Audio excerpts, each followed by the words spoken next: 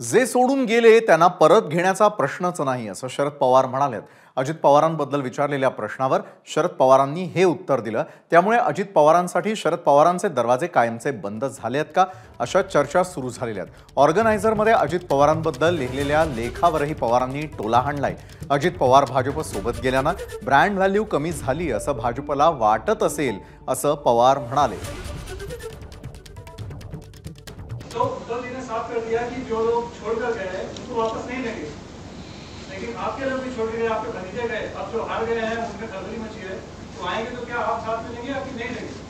इस सवाल फायदा नहीं होता, इस सवाल फायदा नहीं होता, इस सवाल फायदा नहीं होता।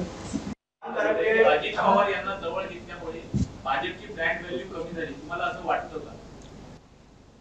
प्रश्न समजला नाही। अजित पवारने घेतल्यामुळे भाजपची ब्रँड व्हॅल्यू कमी झाली।